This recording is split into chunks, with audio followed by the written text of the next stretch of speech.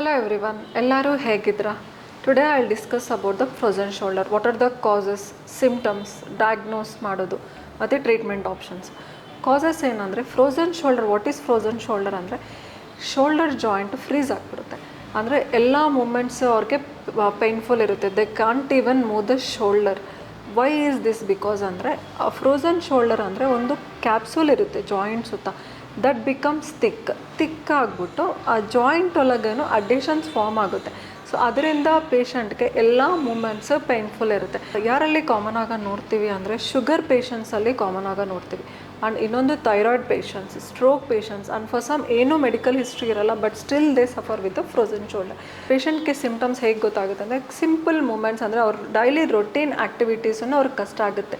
Like varying A blouse, varying A shirt, ಮತ್ತು sari pin ಹಾಕೋದು, combing hair, etcetera. And ಒಬ್ಬೊಬ್ಬರಿಗೆ night sleep ಇರಲ್ಲ, ನಿದ್ರೆ ಇರಲ್ಲ, ಕಂಟಿನ್ಯೂಸ್ ಡ್ರ್ಯಾಗಿಂಗ್ ಪೈನ್ ಇರುತ್ತೆ. So this causes lot of psychological effect ಮತ್ತು ಫ್ಯಾಮಿಲಿನೂ ಎಫೆಕ್ಟ್ ಆಗುತ್ತೆ.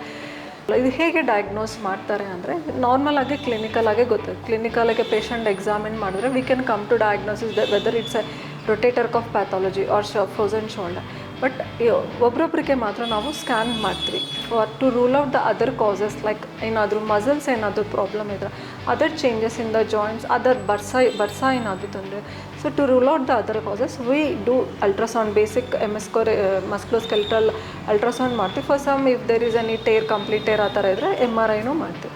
But mostly frozen shoulder is a clinical diagnosis.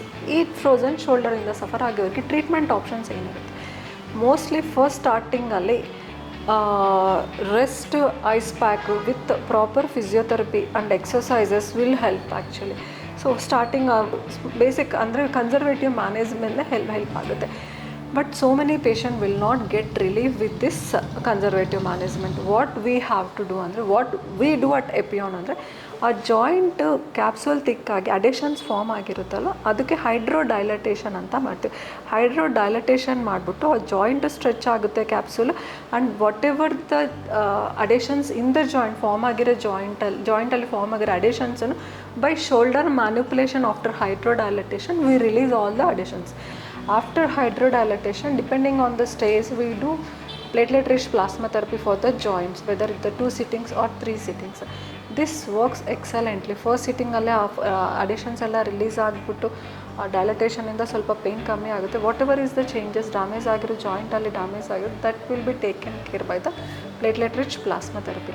So there is a solution, non-surgical solution for the patient suffering with frozen shoulders.